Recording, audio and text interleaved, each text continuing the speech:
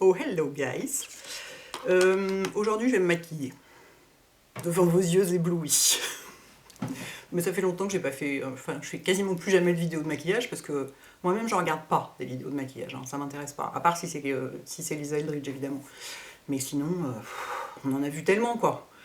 Mais visiblement vous aimez bien.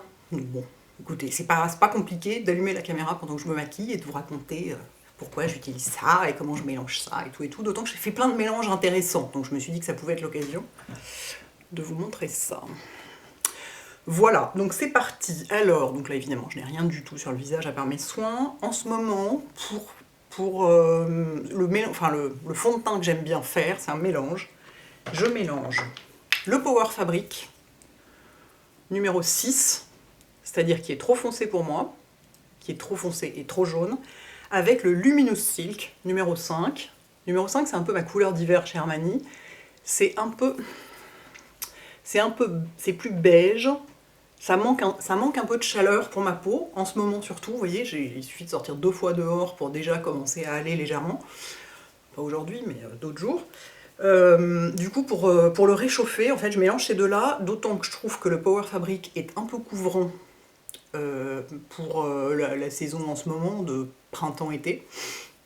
Et le Luminous Silk, lui, ne l'est pas assez, donc il est encore plus lumineux. Donc mélangés ensemble, c'est parfait. Et je mélange aussi avec ça. Donc je mélange 3 trucs. Voilà, donc ça c'est le bronzer liquide de Dior, c'est le Luminizer Nude machin, je sais pas quoi là. There you go. Donc je mélange tout ça ensemble, je secoue tout bien avant. Alors notamment sur tous les fonds de teint Armani, surtout le Power Fabric, comme il est très pigmenté, les pigments ils tombent au fond. Il faut secouer Power Fabric, sinon les pigments ils tombent au fond. Donc il faut le secouer beaucoup. Enfin beaucoup, il faut le secouer quoi. Donc je secoue tout bien, je mets une pompe de chaque sur ma main, je me fatigue pas avec des demi-pompes, des machins en me disant on va perdre du produit et tout. De toute façon j'arrive jamais à finir les flacons de fond de teint. Donc une pompe de chaque, bim.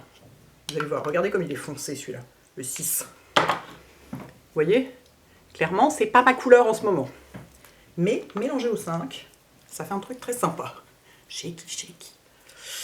Hop, 5 qui est beaucoup plus beige rosé. Et une petite pointe du Luminizer de Dior pour réchauffer, illuminer, donner de la lumière, encore plus de lumière au teint. Alors ça, faut faire attention parce que c'est un flacon pipette et le produit est très liquide. Donc vous faites gaffe. Voilà, et donc au final, je me retrouve sur ma main avec ça. Je ne peux pas m'incliner plus parce que ça coule. Que je mélange avec le manche d'un pinceau. Je fais ma petite tambouille. Comme d'hab, hein, maintenant vous avez l'habitude. Hop, et donc oui, il y en a trop, mais c'est pas grave. Hop. Voilà, et je prends mon pinceau à fond de teint préféré de toute la Terre, qui est le Oval 6 de MAC. Et c'est parti. Alors c'est là qu'il faut que je commence à baisser la caméra, parce que si je me rapproche du miroir, vous ne voyez plus rien. Voilà. Or, il faut que je me rapproche du miroir, car je suis myope comme une taupe. Et non, je ne porte pas de lentilles. Je ne les supporte pas. Et non, je ne porte pas de lunettes. Je n'aime pas ça. Donc je ne vois rien depuis 30 ans. Je suis pas très myope. Hein. Sinon, je pourrais pas vivre comme ça sans lunettes. Mais j'ai pas le droit de conduire sans lunettes, par exemple. Sur mon permis de conduire, j'ai mes lunettes. Hop. Oui, j'ai mon permis de conduire, même si je m'en sers jamais. Hein. Quand vous vivez à Paris sans enfant, vous n'avez pas vraiment besoin d'une voiture. Voilà, je fais bien attention de bien passer sur les contours de la bouche. C'est un endroit qui est assez moche chez moi. Je descends un peu dans le cou. Sauf si j'ai une veste blanche. Parce que j'ai envie d'affiler au pressing juste pour une trace de fond de teint. Voilà, pour unifier éventuellement un peu les oreilles. Vérifiez que vos oreilles sont de la même couleur que votre visage, c'est quand même mieux. Et vous voyez, ça fait une super belle couvrance parce que c'est pas trop. C'est-à-dire c'est limite, ça se voit pas, mais en fait c'est vachement plus joli que la peau, quoi. Enfin la mienne en tout cas. Et c'est juste la bonne couleur par rapport à mon corps. Même par rapport à mes mains, vous voyez, par rapport à mon cou et mon décolleté, c'est juste la bonne couleur. Et finalement, j'en ai utilisé pas mal, l'air de rien. Il reste plus que ça sur ma main. C'est pas tant que ça. Hop.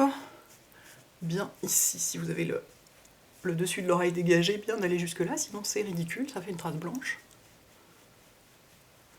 Ah, ça va déjà mieux. À part, évidemment, mes cernes épouvantables. Et pour ça aussi, j'ai un nouveau truc que je trouve très efficace, très intéressant. C'est pour ça aussi que je me suis dit que j'allais vous faire cette vidéo. Parce que j'avais quand même un petit peu changé des trucs. J'ai découvert que ce produit Becca, qui est un éclaircissant pour le contour d'œil. C'est pas un anti-cerne, en fait c'est un correcteur. Vous voyez, il est vraiment rose clair. Donc ça marchera sur les peaux relativement claires quand même. Hein. Je pense que si vous avez la peau très très mate ou noire, ça va pas, il vous faut du orange hein, dans ce cas-là. Mais j'ai découvert que on le met sous l'anti-cerne, parce que vous allez voir que tout seul ça fait tout blanc, c'est hyper bizarre, mais sous l'anti-cerne, ça illumine vraiment beaucoup plus. Et en plus, en texture, ça fonctionne avec l'anti-cerne que j'utilise. Et quelque part, il fait moins de ridules, enfin il file moins dans les ridules, il fait moins de stries. Enfin, je sais pas, je suis très étonnée que ça fonctionne, parce que normalement, je suis pas du tout convaincue par tous ces trucs-là, par les correcteurs qu'on met avant l'anti-cerne, parce que soit ils sont en flaconnette et ils sont pas assez pigmentés, soit ils sont en peau et ils sont trop gras. Et là, ce qui est étonnant, c'est qu'il est gras, vous allez voir, et pourtant ça tient. Donc, alors j'en mets très très peu. Déjà là, c'est limite, il y en a trop. Et voilà, bah, j'en mets partout, là, enfin, là où je vais mettre de l'anti-cerne, même au-dessus. Le fait que ce soit rose, ça éclaircit vachement. Vous allez voir quand j'aurai juste mis ça. Ça fait hyper bouh, comme ça, beaucoup trop même. Mais avec l'anti-cerne par-dessus, c'est parfait. Et cette histoire de texture, c'est étonnant. J'aurais vraiment jamais cru que ça pouvait aider l'anti-cerne à mieux tenir et à avoir une plus belle apparence en fin de journée. Grosse découverte. Ils font aussi de l'anti-cerne, hein, ils ont aussi des anti-cernes en peau, mais je les ai pas du tout testés, et j'imagine, si c'est la même texture, là pour le coup, ça va faire beaucoup, notamment l'un sur l'autre, je pense que gras sur gras, ça va être un peu moyen. Donc j'en mets, faut surtout pas trop en mettre, parce que sinon c'est vraiment, ça fait hyper blanc quoi, ça fait le dessous d'œil tout blanc, c'est un peu bizarre. Hop, déjà que là par rapport à mon fond de teint, vous voyez, c'est d'un seul coup j'ai l'air orange quoi, pardon. Donc voilà, donc là c'est pas fait pour... c'est pas l'anti-cerne, vous voyez, c'est pas fait pour masquer les cernes, c'est fait pour changer la couleur en fait de la peau et l'éclairer. Ensuite, je mets de l'anti-cerne. Donc là, vous êtes contente parce que c'est toujours mon truc qui n'existe plus. Écoutez, tant que j'en ai, je l'utilise, hein, c'est ce qui fonctionne le mieux sur moi. Donc le correcteur de teint soyeux de Shiseido en teinte 2B, mélangé au Double Wear Waterproof d'Estée Lauder en teinte 1W Light Warm. Donc moi, ça c'est le mélange qui fonctionne le mieux sur moi, été comme hiver. Donc je mets... Comme celui-là est plus foncé, en fait, celui-là est foncé et l'autre est plus clair, enfin foncé, plus foncé, je mets un petit peu de chaque, et je varie la quantité de chaque que je mets selon que c'est l'été, l'hiver, que ma peau est plus ou moins foncée, pour que ça aille avec mon fond de teint, quoi. Que ce soit un peu raccord. Donc j'en mets un petit peu sur un de mes index. Hop, là je fais à peu près moitié-moitié, comme ça. Ensuite je mélange comme ça, je fais tout avec les doigts autour des yeux, j'aime bien. Je sais pas, j'ai essayé des tas de pinceaux, globalement je préfère quand même les doigts. Et donc là voilà, j'en ai sur chacun de mes index et je le pose comme ça en tapotant un peu pour pas trop déplacer ce qu'il y a dessous. Cela dit, si on lisse, j'ai remarqué que ça marchait quand même. Le truc en dessous s'en va pas. J'en mets au-dessus aussi. Et si je trouve qu'il y en a trop, je prends un autre doigt propre pour estomper. Mais là, comme j'ai plusieurs trucs dans la journée de boulot où j'ai envie d'avoir l'air un peu réveillé, je vais pas hésiter à y aller fort sur l'anti-cerne. Voilà. Et vous voyez la texture, c'est incroyable. Vous voyez, c'est complètement lisse. Moi, je vais pas poudrer, hein, je poudre jamais mon contour d'œil, sinon immédiatement je prends 20 ans dans la figure. Je pense que passé un certain âge, à moins d'avoir la peau ultra grasse, c'est quand même difficile de poudrer son contour d'œil. Alors parfois je poudre un petit peu le dessus, mais j'évite, d'autant que j'ai une petite plaque d'eczéma ici, dans le pli là, et que si je poudre, eh ben, ça l'empire, alors que si je poudre pas, tout va bien. Hop, c'est pour ça aussi que je porte pas de fard à paupières. Dès que je porte du fard à paupières, j'ai de l'eczéma sur les paupières. C'est très chiant. C'est pour ça que je porte que du liner ou rien du tout. Voilà. Voilà. Donc tout tapoté, j'en profite pour cacher un peu les petites taches, les petites rougeurs qu'il peut y avoir avec ça. Et ça va sécher. Alors ça sèche un peu moins avec ça, sous l'anti-cerne, qu'avec juste l'anti-cerne tout seul. Quand je mets juste ce mélange d'anti-cerne tout seul, en quelques secondes, ça sèche complètement. Donc là, ça sèche moins vite, mais le fini est vraiment ça donne un fini crémeux et très joli, quoi, très réussi. Donc je ne vais pas poudrer. En revanche, je vais poudrer le reste du visage, d'autant que là, ça a déjà légèrement oxydé, c'est un petit peu orange, donc je vais poudrer avec la poudre, c'est la poudre de Make Up Forever, comment elle s'appelle? La Ultra HD, mais en version compacte, que je trouve pas plus matifiante que les autres, hein. Moi je trouve aucune poudre vraiment matifiante, j'en ai essayé 50 000, aucune, enfin c'est-à-dire que moi j'ai, curieusement, avec ma peau sèche et déshydratée, en fin de journée j'ai le front qui brille vachement, je ne sais pas pourquoi. C'est comme ça, mais j'ai trouvé aucune poudre qui matifie toute la journée. Bon, c'est pas très grave, hein. C'est rare que j'ai des trucs en fin de journée, et quand c'est le cas, bah, je fais une retouche, et c'est pas compliqué. Donc vous voyez, là je vais tout poudrer pour quelque part contrebalancer la couleur du fond de teint, par le fait que la poudre est blanche, mais je peux tout à fait laisser mes joues sans poudre. Ça dépend, s'il fait très chaud, je poudrerai plus que s'il fait pas chaud, mais je poudre pas le contour d'œil. Et je vais pas poudrer le dessus non plus, parce que j'ai pas envie de dessécher. Et j'ai pas envie que cette petite truc d'eczéma ici ressorte. Donc ça fait bizarre pour le moment, que ce soit ici mat et brillant autour des yeux, mais faites-moi confiance, ça va passer, soit au cours de la vidéo, soit comme ça met un peu plus de temps avec le truc bec en dessous, de toute façon au cours de la journée. Ensuite, pendant que ça sèche, je m'occupe de mes sourcils. Donc je brosse pour enlever toutes les particules, notamment soit de poudre, soit de soin, soit de fond de teint qu'il pourrait y avoir dedans. Parce qu'il n'y a rien que je trouve plus épouvantable que d'avoir des sortes de miettes dans les sourcils. Vraiment, mais ça me dégoûte. Hop.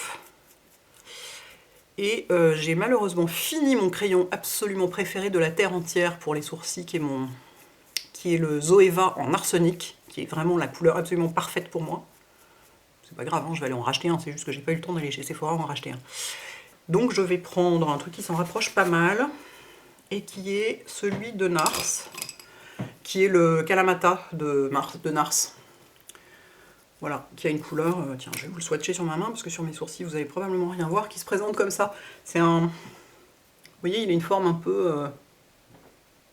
ovale. Et c'est un taupe qui est pas trop chaud. Il est un peu chaud. Le arsenic est mieux, hein, ça sans aucun doute, mais celui-là est quand même pas mal. Donc je vais remplir, c'est là qu'on ne voit plus rien, voilà, à chaque fois c'est la même chose, c'est là qu'on ne voit plus rien. Je remplis surtout l'extérieur, parce que moi j'aime bien. Voilà. Je vous dis ça, puis en fait je vais tout remplir, quoi.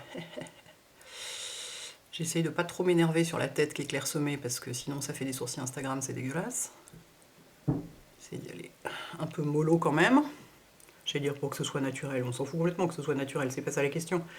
Enfin, pour que ce soit pas, pour que ça fasse pas clown, quoi. De toute façon, le maquillage, c'est pas naturel. À partir du moment où on se maquille, c'est plus naturel, donc voilà, on s'en fout, quoi.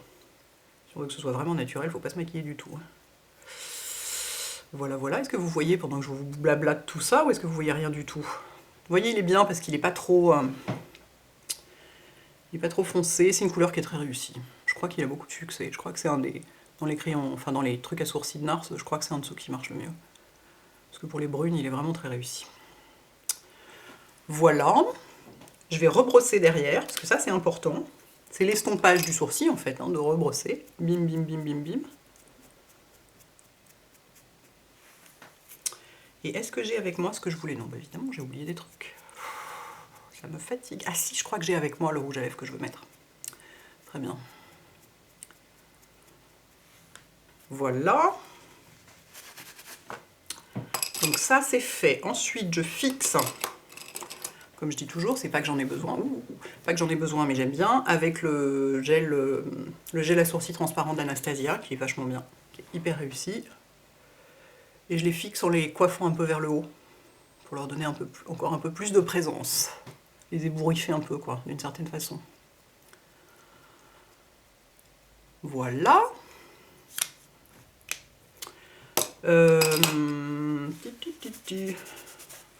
J'ai pas de blush. Le blush que je porte tout le temps en ce moment, c'est malheureusement vous pouvez pas le trouver en France, c'est celui de The Estée Edit. C'est les Estée Lauder, c'est une collection qui est vendue aux États-Unis et encore je sais pas où, qui s'appelle Koi Coral.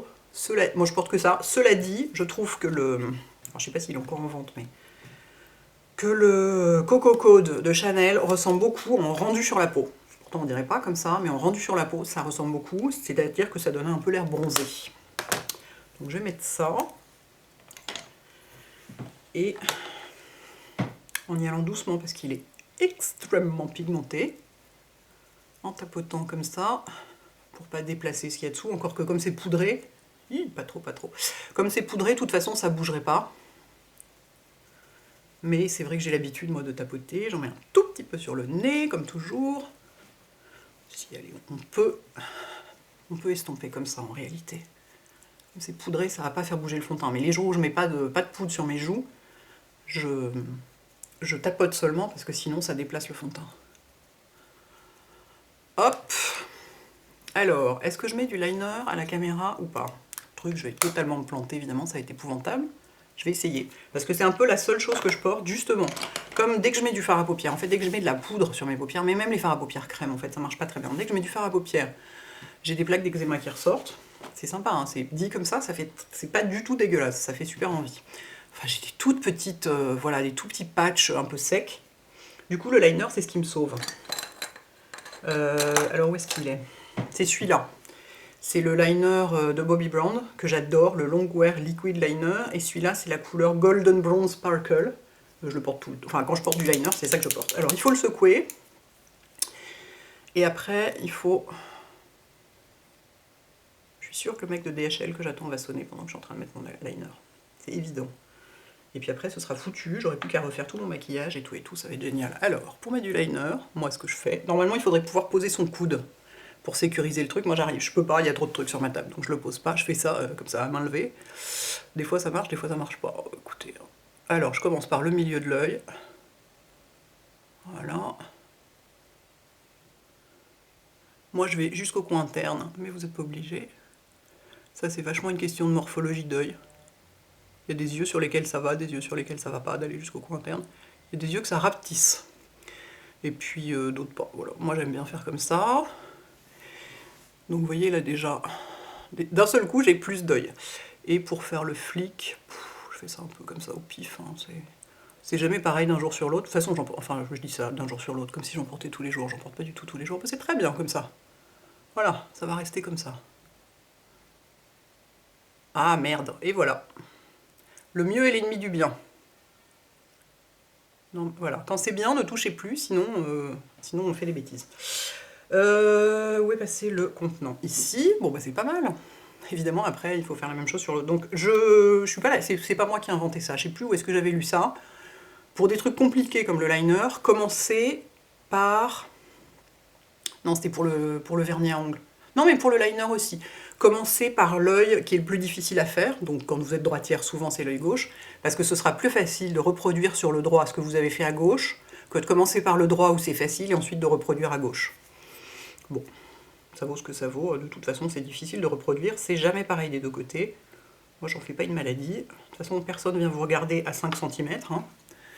Et donc après... Donc quand même, pour l'œil, enfin pour l'œil pour lequel vous retournez votre main, tenir le truc comme ça aide. Si vous le tenez comme ça, vous n'allez pas vous en sortir. Enfin, sauf si vous êtes beaucoup plus experte que moi, ce qui est sûrement le cas, ce qui n'est pas difficile. Hop. Ici.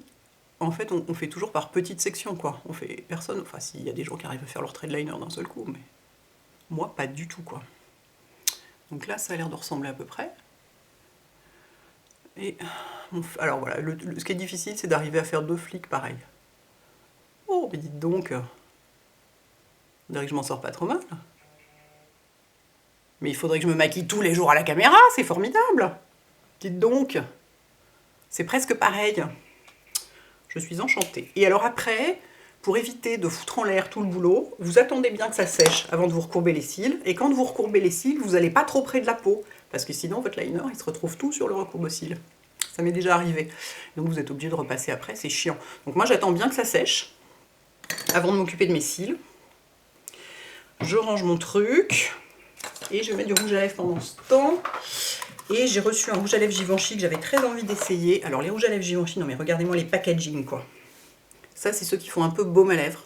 C'est du cuir. Mais on a envie de les utiliser juste pour le packaging quoi. Oh, qu'est-ce que c'est joli. Alors celui-là il est un peu rose nude. Je sais pas si je vais mettre celui-là J'en ai essayé un comme ça hier, ils sont super agréables, on dirait quasiment du baume à lèvres. Et sinon j'en ai deux, attendez. J'en ai deux qui sont... Alors ça c'est le rouge normal, mais pareil, toujours packagé dans du cuir. Non mais regardez-moi ça, comme c'est chic quoi. Les packaging Givenchy, je peux vous dire, c'est une découverte pour moi et c'est absolument magnifique. Lequel je vais mettre? J'en ai un nude un peu beige et un nude un peu rose, un peu bois de rose. Non, je vais mettre celui-là. C'est sûr, c'est beaucoup plus moi. Hop. Alors il est joli celui-là. Alors pour mettre du rouge à lèvres, en général, oui, il faut que je me mette un peu plus loin. Sinon vous ne voyez pas, comme je suis obligée d'être très très près moi, parce que sinon moi je... Bref, vas-y, arrête de blablater. Ah, que cette couleur est jolie. C'est divin. Beige plume. C'est un... En vrai, c'est un pêche. Hein. C'est un nude pêche. Oh, c'est ravissant, j'adore. Ça éclaire vachement le visage, c'est top. Très bien. Ça sent quelque chose. Tout le maquillage Givenchy est parfumé, hein. Même le mascara. Je vous le dis. Très bien. Très contente. Je vais pouvoir m'occuper de mes cils maintenant que c'est fait. Oh, mais il est bien ce liner! Regardez. C'est presque pareil. J'en reviens pas. J'en reviens pas. Arriver à faire ça à la caméra, mais alors vraiment, mais extraordinaire. Et donc là, le truc, voilà, c'est de ne pas aller trop près de la peau pour éviter de foutre en l'air le trait de liner. Normalement, moi, je pince quasiment la peau. Je vais hyper près de la peau. Quand j'ai du liner, je fais attention. Hop. Parce que pour moi, c'est un tel accomplissement d'arriver à poser correctement du liner que j'évite de le foutre en l'air. Et ensuite, je vais mettre mon mascara Dior. Oh, le Pump and Volume, sur lequel je ne pompe toujours pas. Hein. Ça fait un moment, ça fait au moins 3 semaines que je l'ai, je crois. Si je pompe, il y a trop de produits dans la brosse, moi je l'utilise comme ça, simplement j'essuie pas la brosse, mais je vais pas non plus, enfin je fais ni moins ni plus, c'est-à-dire j'essuie pas la brosse, mais je pompe pas non plus pour en mettre plus. Je pense que ça va prendre un certain temps avant que j'ai besoin de pomper. Parce que ça en met naturellement déjà beaucoup. Il est génial ce mascara, il est magnifique. Et moi je fais un seul passage, parce que si je repasse, c'est-à-dire si je fais un œil, ensuite je fais l'autre œil, et ensuite je repasse sur le premier œil, ça fait des paquets. Alors qu'avec un seul passage, c'est nickel. Regardez la différence. Hein, pas mal, hein. Impressionnant. J'adore les mascaras qui font des cils comme ça hyper volumineux. Alors évidemment, je m'en fous toujours sur les paupières. C'est pour ça que le fait de ne pas les poudrer, c'est intéressant aussi, parce que du coup, c'est beaucoup plus facile à retirer juste avec le doigt comme ça, tant que c'est frais. Alors que si c'est poudré, ça se fixe dans la poudre, c'est chiant à retirer.